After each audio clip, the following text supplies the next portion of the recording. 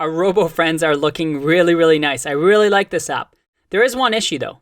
If I minimize this, okay, it's responsive, it looks good. But if I scroll down, well, I lose my search bar at the top. Would it be nice if this was at the top and I have a scroll that I can do and still search through my friends? Well, you might be thinking, well, there's probably a CSS style that I can add here, but I want to illustrate to you the fact that React and why React is so good is because you can create components that are reusable. Not just car components, but functionality. Wouldn't it be cool if there was maybe something where we can add around card list, maybe I can create a scroll component, and this scroll component just wraps the card list. And now card list will be completely scrollable. But now I can use scroll, this component, anywhere in my app. Anytime I need scrolling, I can just wrap it around. Can we do this? Let's give it a try. I'm going to import a component that we don't have yet, that's called scroll, from a file that we'll create in just a second. Let's create a new file. We'll call it scroll.js. And here we'll, again, go through the motion of React from React. Let's make this a little bit bigger. And again, I want to change this to Babel. And we'll say const scroll equals. It's going to return. What should it return? Before we talk about that, just so we don't forget, we have to export default scroll. Now here's a problem. We want to return something, but it doesn't make sense, does it? If I go to app.js, scroll, it's not a self-closing component. It wraps components. So how can we tell scroll to, hey, just render whatever is inside of you? Up to this point, we've learned about props and we've learned about state. There's one other thing in React that I want to teach you, and that is children. And children is this. Scroll can use children as a way to render its children. What do I mean by that?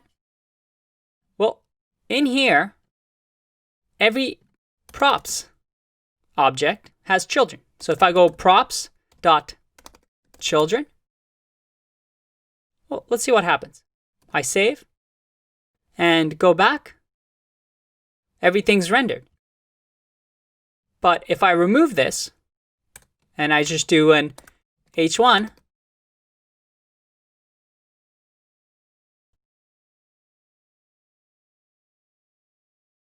I just get this. You see, props.children is exactly that. If I console.log props, let's open up the console. I see that I get an object. And even though I didn't pass any props to scroll, automatically every single component in React has this property, children. And this children, it kind of looks confusing here, but has card list, type card list. So using this props.children, we can create components that wrap other components. Up to this point, we were only able to wrap these lowercase components, which are kind of like the HTML tags. But every time we had a custom component with capital letter that we built, well, we couldn't really wrap it. And now we can using this .children. But here's the cool part. Using props.children, well, I can create a scrollable component. Let me show you how. Simply do div, close that div, and in here, again, curly brackets, props.children. And all we need now is to add styles to this div. I could create a scroll.css file and add a style so it's scrollable. But I want to show you another way, which is using style. Just like in HTML, using the style attribute, in JSX, I can add styles, but using double curly brackets. That is, this is a JavaScript expression, and within this, I'm returning an object. And this object can have CSS styles, such as a property overflow y, which is a CSS property. And this, we can say scroll, again, a CSS way to make the element scrollable. We'll say border is 1 pixel, solid, black.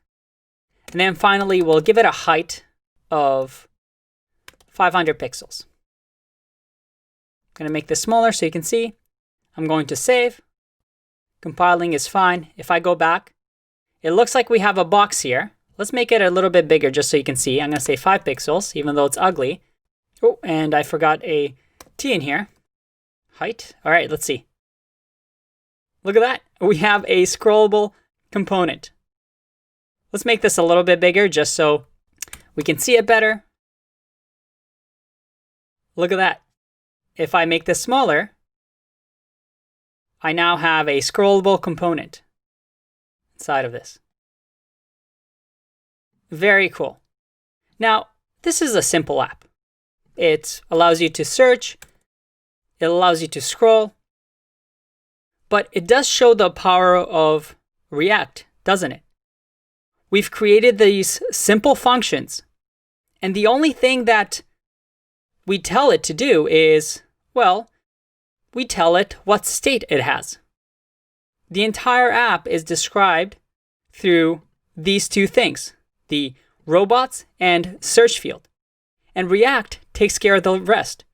As soon as search field or robots changes, React trickles down all this information as props to all these components and magically creates our view for us. That's why React is so powerful. It's a view layer. It takes care of manipulating the DOM, and all we tell it is, hey, what's the state? What are the functions that you want it to work with the state? And the rest, well, it optimizes to make sure that everything is super fast. And you can see how amazingly fast everything is here. It's a super snappy app, and these components are now reusable. I can bring search box now into another part of the website. I can add scrolling to another part of the website. This is what made React so powerful. And this is why so many websites are powered by React. Once you learn the syntax and you get used to everything, that's when React truly becomes powerful. And although we took a bit of time to create this app, once you get used to it, an app like this, you can create it in, well, less than an hour, probably 30 minutes. All right, I think we've done a great job here. Can't wait to see you in the next video. Bye-bye.